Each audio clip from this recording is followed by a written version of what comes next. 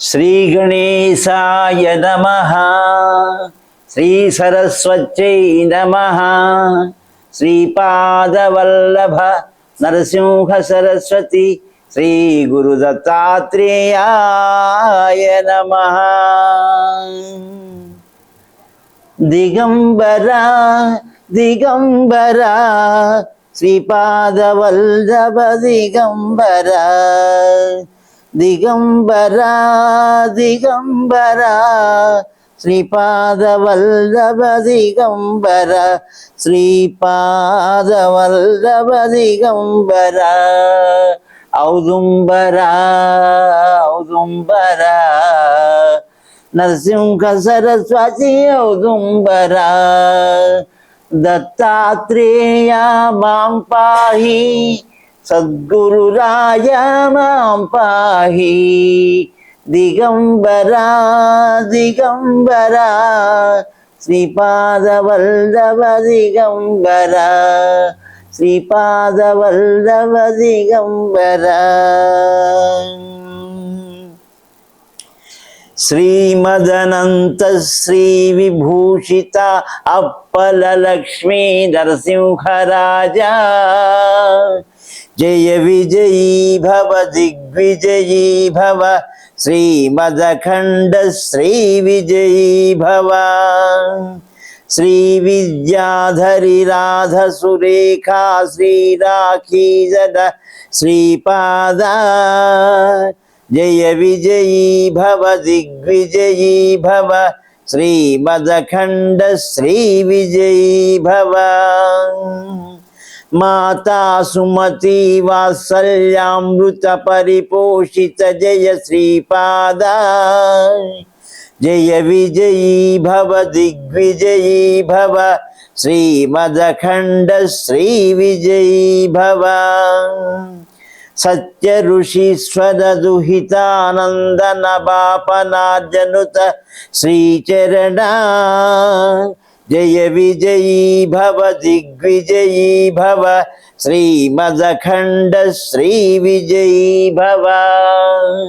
సవితృకాటక చయన పుణ్యఫల భరద్వాజ ఋషి గోత్ర సంభవ జయ విజయీ భవ దిగ్విజయీ భవ శ్రీమదఖండ శ్రీ విజయీ భవ. దో చౌపాతి దేవు లక్ష్మి ఘన సంఖ్యాబోధిత శ్రీచరణ జయ విజయీ భవ దిగ్విజయీ భవ శ్రీమదఖండ శ్రీ విజయీ భవ. పుణ్యరూపిణీ రాజమాంబసుత గర్భ పుణ్యఫల సంజాత జయ విజయీ భవ దిగ్విజయీ భవ శ్రీమదఖండ శ్రీ విజయీ భవ.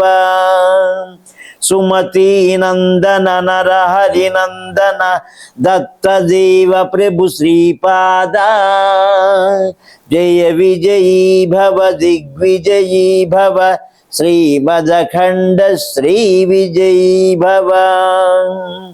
పీఠికాపురా నిత్య విహార మధుమతి దత్తా మంగళ రూపా జయ విజయీ భవ దిగ్విజయీ భవ శ్రీమదఖండ శ్రీ విజయీ భవ. దిగంబర దిగంబర శ్రీపాదవల్లభ దిగంబర శ్రీపాదవల్లభ దిగంబర.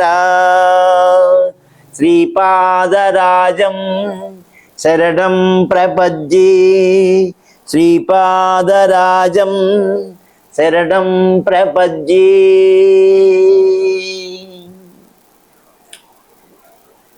దత్తభక్తులకు మరియు శ్రీపాద శ్రీవల్లభ భక్తజన సందోహానికి నా నమస్కారాలు తెలియజేసుకుంటూ ఈరోజు ఈ వీడియో చేయటం జరుగుతోంది. ఇది కొద్దిగా సెకండ్ పార్ట్కి సంబంధించిన విశేషాలు కూడా ఉంటాయి ఇందులో. అందుకని తప్పనిసరిగా ఈ వీడియోని అంతా చూడాలి, సబ్స్క్రైబ్ చేయాలి, లైక్ చేయాలి, షేర్ చేయాలి, కామెంట్ చేయాలి. ఆషామాషి కాదు ఇది. ఇది జాగ్రత్తగా మొట్టమొదటి నుంచి చివరి దాకా ప్రతి వాళ్ళు చూడవలసిన, వినవలసిన వీడియో. ఇంతకుముందు అప్పలరాజు శర్మ గారు సుమతి మాతతో ఏమన్నారంటే, శ్రీపాదుడని అంటున్నాం, నవావతరణ, మన ఇంట్లో పుట్టాడు దత్తుడని అంటున్నారు, చాలామంది అంటున్నారు. కానీ పాల సమస్య రావటం ఏంటి, నీకు పాలు లేకపోవటం ఏంటి, ఇంట్లో ఉండే గోవుకి లేకపోవటం ఏంటి అని చెప్పి, అలాగే శ్రీధర్ శర్మ గుడ్డివాడిగా, రామరాజు శర్మ కుంటివాడిగా ఉండటం ఏంటి, ఇవన్నీ తీసేయచ్చు కదా అని అడిగారు. అంటే కర్మకి భగవంతుడు అతీతుడా అంటే ఆయనకి పాల సమస్య ఏంటి, పాల సముద్రంలో ఉండేవాడు. అందుకని పాల సమస్య కాదు. మొట్టమొదట అంటే వెళ్ళి మీ బాపనార్యుల వారితో చెప్పమన్నారు అప్పలరాజు శర్మ. అక్కడికి వెళ్ళి పరిస్థితి అంతా చెప్పింది, పాల సమస్య ఏర్పడింది, ఇదేంటి ఆయన ఎలా అడుగుతున్నారు అని బాపనార్యుల వారితో సుమతి మాత చెబితే, అప్పుడు ఆయన ఏమన్నారంటే, సమస్య సృష్టించడంలో శ్రీపాదుల వారు ఎంత సమర్థులో ఆ చిక్కుముడిని తీయటంలో కూడా అంత సమర్థులు.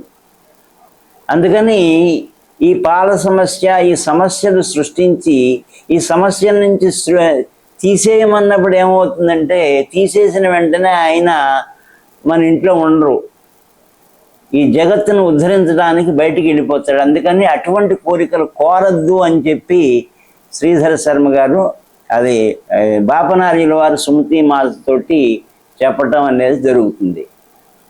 ఇప్పుడు శ్రీపాదుడి యొక్క విశిష్టత ఏంటి అంటే, పూర్వకాలం దేవదత్తుడు అనేవాడు ఉండేవాడు.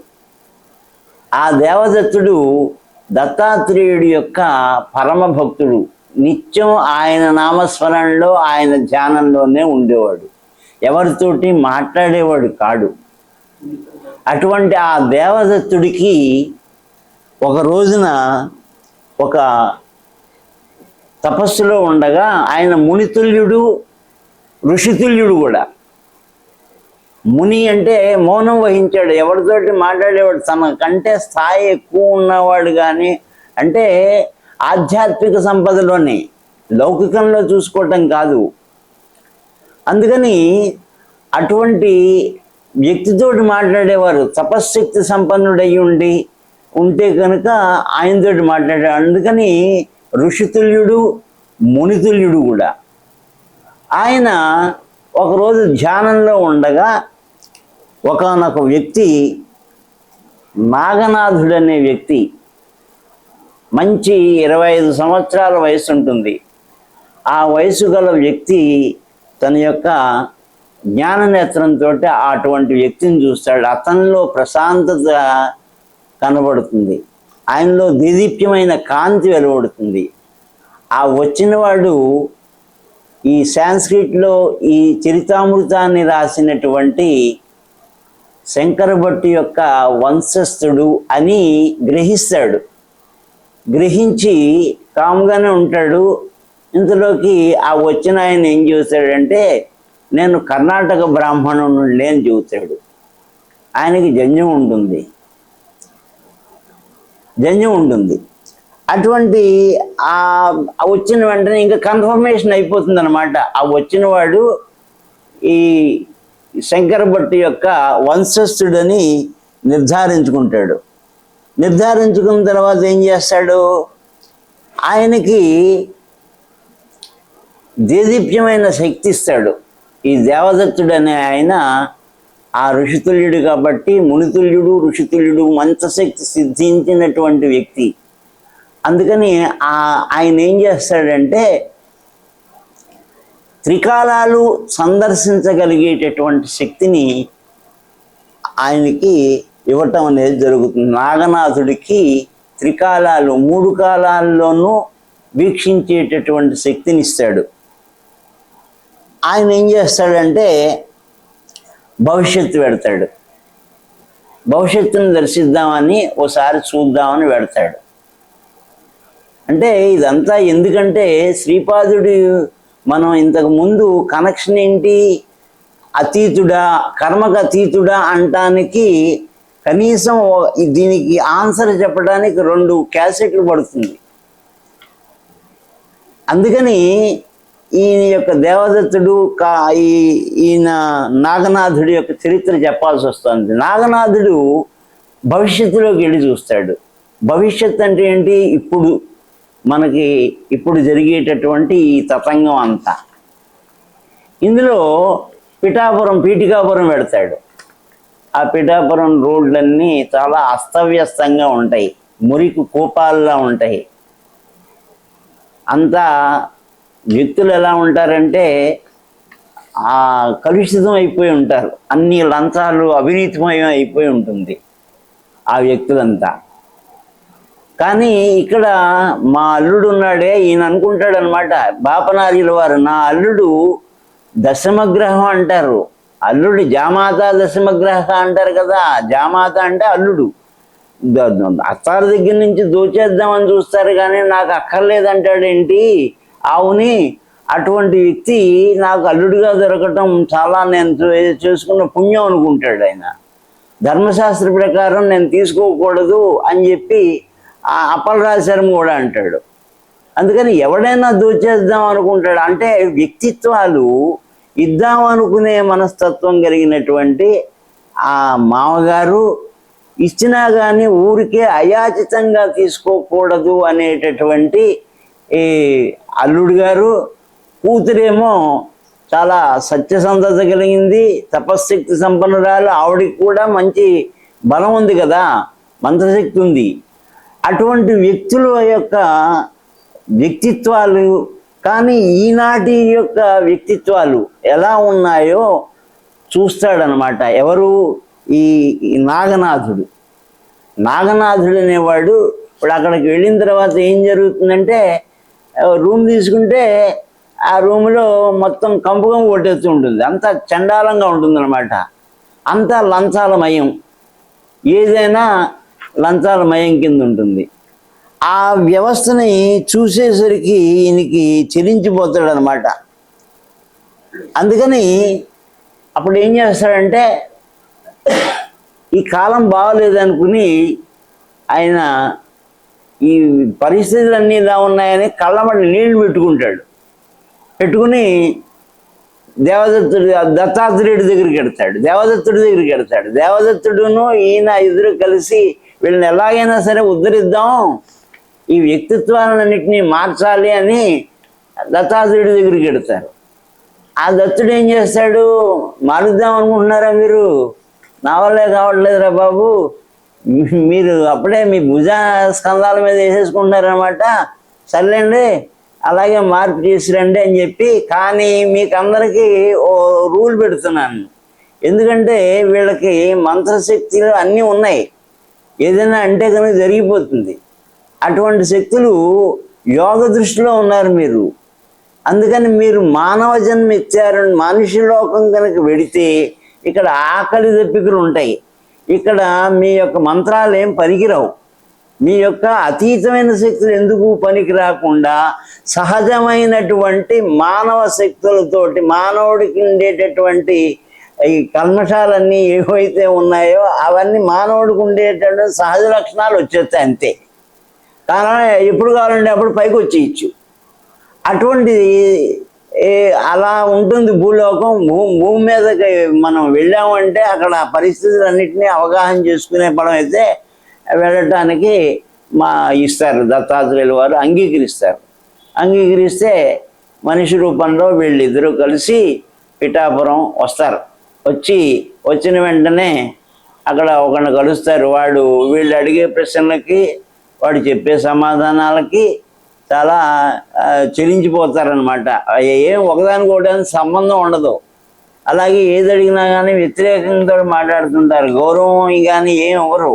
అలాగే అన్నిటికీ లంచాలు ఎక్కువ, లంచాలు ఇచ్చి మరీ ఉంటారు వీళ్ళు. చివరికి ఏదైనా అన్నం తింటే కనుక ఆ అన్నంలో కూడా బొద్దింకి వస్తుంది. ఇదేంటి ఇలా ఉంది అని అంటే ఆ బొదింగి తీసి తినేయడం అంటాడు వాడు, ఆ సప్లై చేసినోడు. అటువంటి స్థితిలో ఉంటుంది. ఆ స్థితి కనబడుతుంది.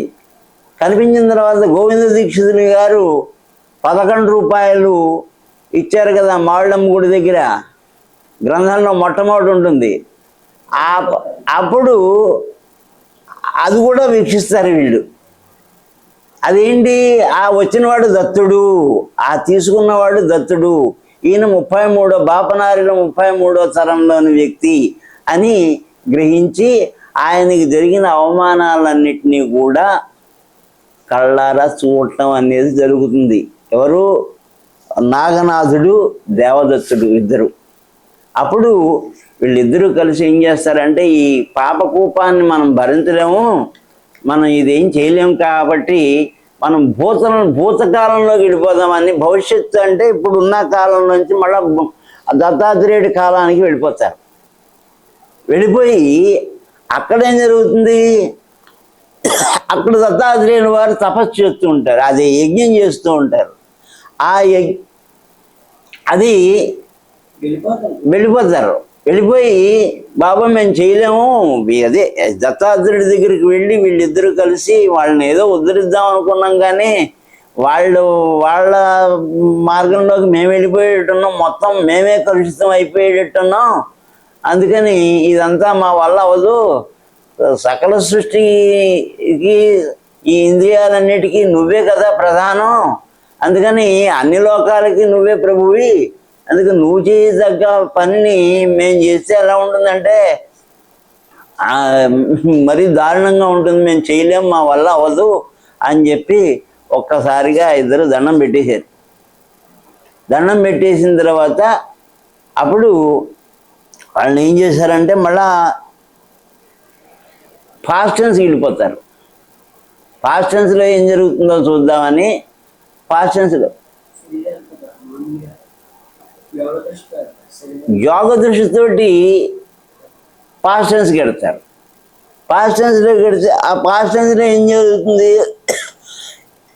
అప్పుడు పరమభక్తుడు వల్లభదాసు కనపడతాడు. వల్లభదాసు ఒక ఏరియాకి వెళ్ళగానే అక్కడ ప్రశాంతంగా ఉంటుంది. వల్లభదాసు యొక్క గుడిసె, ఆ గూడెం అంతా కూడా వాళ్ళంతా దైవనామస్మరణతోటి పవిత్రమైన మనస్సుతోటి ఉండటం వల్ల ఆ అట్మాస్ఫియర్ చల్లగా వీళ్ళకి తగులుతుంది. ఆహా ఇది బ్రహ్మాండంగా ఉందనుకుంటాడు.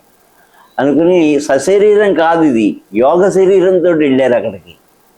అందుకని ఆ యోగ శరీరంతో వెళ్ళినప్పుడు ఇవంతా చూసిన తర్వాత అప్పుడు ఆయన చెబుతూ ఉంటాడు అన్నమాట. ఎవరు?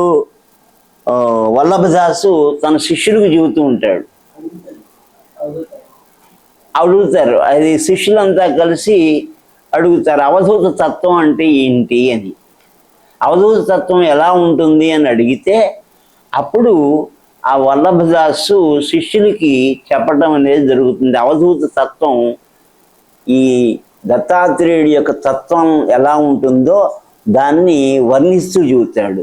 ఆ వర్ణనలో ఏమవుతుందంటే, ఒకానొక టైంలో ఈయన దత్తాత్రేయుల వారు ఒక యజ్ఞం చేస్తూ ఉంటారు. ఆ యజ్ఞంలో చాలామంది బ్రాహ్మణుల్ని పిలుస్తారు. పిలిస్తే ఆ వచ్చిన వాళ్ళలో పింగళనాథుడు అనే ఒక సద్బ్రాహ్మణుడు ఉంటాడు.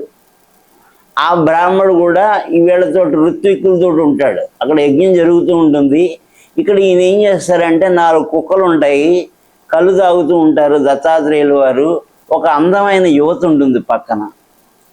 అప్పుడు ఆ పింగళనాథుడు దత్తాత్రేయుల వారి దగ్గరికి వచ్చి, దత్తాత్రేయ నేను చూడలేకపోతున్నానయ్యా, ఇది ఏంటి అసలు నువ్వు చేసే పని ఏంటి? ప్రతి మనిషికి ఒక సాంఘిక ఆచారాలు ఉంటాయి కదా, ధర్మాలు ఉంటాయి కదా, వ్యక్తి ధర్మాలు ఉంటాయి కదా, కులానికి సంబంధించి మతానికి సంబంధించి ధర్మాలు ఉంటాయి. ఈ ధర్మాలన్నీ సాంఘిక ధర్మాలన్నింటినీ పాటించాలి కదా, ఇవేమీ పాటించకుండా ఆ కుక్కలు ముట్టుకోవటం ఏంటి, కళ్ళు తాగటం ఏంటి, అందమైన యువతతో ఉండటం ఏంటి అని చెప్పి అడుగుతాడు. అడిగితే ఆ పింగళనాథుడు అడిగితే అప్పుడు ఆయన దత్తాత్రేయుల వారు చెబుతారనమాట. ఆయన ఏమంటారంటే, అవన్నీ రూల్స్ అండ్ రెగ్యులేషన్స్ మీకయ్యా. నేను అన్నిటికీ అతీతుణ్ణి, కర్మకు కూడా అతీతుడు ఆయన. కర్మకి బద్ధుడే ఉండడు. నేను ఒక చేతితోటి సూర్యుణ్ణి తాగలను అన్నాడు. అప్పుడు వెంటనే ఈ పింగళనాథుడు చూస్తూ ఉండగానే సూర్యమండలానికి ఆ చెయ్యిడిపోతుంది. అలాగే రెండో చెయ్యి అశుద్ధాన్ని తాగగలను అంటాడు, అశుద్ధంలో చేయి పెడతాడు. ఈ అశుద్ధానికి ఆ సూర్యమండలానికి నాకు సంబంధం లేదు, నాకు అన్నీ ఒకటే. కానీ నువ్వు చూసినటువంటి ఈ కుక్కలు ఉన్నాయే, ఇవన్నీ సిద్ధుల కింద మారిపోతారు. ఆ బ్రుకుటి మీద ఆ చెయ్యి పెడతాడనమాట ఆయన. దత్తాత్రేయుల వారు ఈ పింగళనాథుడి యొక్క బ్రుకుటి మీద చెయ్యి పెట్టిన అనంతరం ఆ కుక్కలన్నీ సిద్ధులుగా కనపడతాయి. అలాగే కళ్ళు అమృతతుల్యం అయిపోతుంది, అమృతంగా కనపడుతుంది.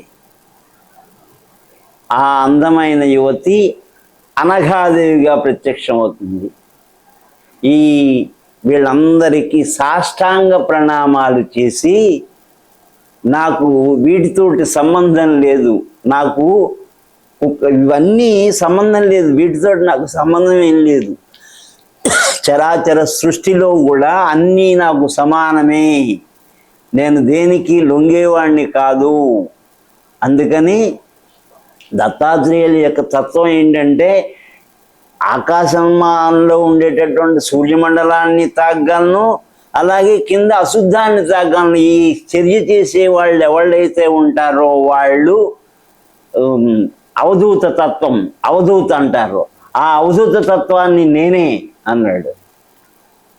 ఇంత నాతోటి సమానంగా ఉండేవాళ్ళు ఎవ్వళ్ళు లేరు ఇక్కడ ఈ ప్రపంచంలో కానీ, ఈ భువన భాండాల్లో కానీ, ఈ లోకాల్లో కానీ ఎక్కడా కూడా నాతోటి సరిసమానంగా ఉండే ఏ శక్తి లేదు. అన్ని శక్తులు నేనే, అందరి అవధూతలు నేనే, అందరిలో ప్రవహించేటటువంటి అవధూత తత్వాన్ని, సిద్ధతత్వాన్ని, మంత్రశక్తిని అన్నిటినీ నేనే అని గంట బజాయించి మరీ చెప్పి, అందుకని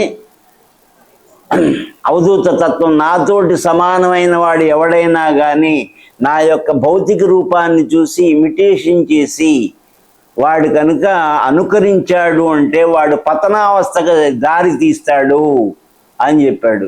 అలాంటి వాళ్ళ కూడా తిరిగేటటువంటి శిష్యులు కూడా నాశనాన్ని, వాళ్ళకు కూడా నాశనం తప్పదు అని చెప్పి సాక్షాత్తు దత్తుడే చెప్పినటువంటి ఈ మాట. కాబట్టి ఆయనకి కర్మతోటి సంబంధం లేదు. కర్మకి ఈ కర్మ చేస్తే పుణ్యం వస్తుంది, ఈ కర్మ చేస్తే పాపం వస్తుంది అనే పాప పుణ్యాలు రెండూ కూడా అంటని వ్యక్తి ఎవరు అంటే అది ఆ దైవం ఎవరంటే సాక్షాత్తు దత్తుడే. కాబట్టి ఆ దత్తుల్లోంచి వచ్చిన శ్రీపాదుడే. అందుకని శ్రీపాదుడికి దత్తుడికి సంబంధం, వ్యతిరేకం ఏం లేదు, ఇద్దరికి డిఫరెన్స్ ఏం లేదు, ఇద్దరు ఒక్కటే. కాబట్టి అందుకని ఆయన యొక్క తత్వం ఏంటంటే ఆ తత్వాన్ని తెలియజేశారు ఇందులో. కాబట్టి కర్మ యొక్క సిద్ధాంతం, కర్మ యొక్క ఫలితాన్ని అనుభవించేవాడు. ఆవిడ కోరుకుంది ఏంటి, నువ్వు నా ఇంట్లో వచ్చేయని, నా ఇంట్లో జన్మించాలని. ఆయన కండిషన్ పెట్టాడు, దానికి బాధ్యుల వాళ్ళు వీళ్ళవుతారు కానీ ఆయన కాదు. అందుకని ఆయనకి కర్మతోటి సంబంధం లేదు, ఆ కర్మ ఫలితం ఆయనకి అంటుకోదు. ఎందుకంటే దత్తాత్రేయుడి యొక్క అంశ అంతమయ్యేది కాదు, ఎక్కడో అక్కడ ఏదో రూపంలో గురుస్వరూపంలో ప్రత్యక్షం అవుతూనే ఉంటారు. ఆయన్ని మన మానసిక భావాల ద్వారా ఈ చరిత్రామృతాన్ని చదువుతూ దాంట్లో మన మనస్సును లగ్నం చేసి ఆయన్ని సాక్షాత్కరింపజేసుకోవాలి తప్ప ఆయన ఎలా ఉన్నాడో ఆయనలా డ్రెస్ వేసి ఆయనలాగా ముడేసేసి అంతా చేస్తే కనుక కొట్టుకుపోవటం అనేది జరుగుతుంది. కాబట్టి దైవం దగ్గర మటుకు మనం చాలా జాగ్రత్తగా, మనకి ఏది రాదు అంటే అన్నీ వస్తాయి, అన్నీ వచ్చు అంటే ఉన్నది కాస్త పోతుంది. సర్వం శ్రీ శ్రీపాదార్పణమస్తు, శ్రీపాద శ్రీవల్లభార్పణమస్తు. ఈ వీడియోని తప్పనిసరిగా అంతా చూడండి, వీక్షించండి, లైక్ చేయండి, సబ్స్క్రైబ్ చేయండి, షేర్ చేయండి, కామెంట్ చేయండి. శ్రీపాదరాజం శరణం ప్రపద్యే, శ్రీపాదరాజం శరణం ప్రపద్యే, శ్రీపాదరాజం శరణం ప్రపద్యే.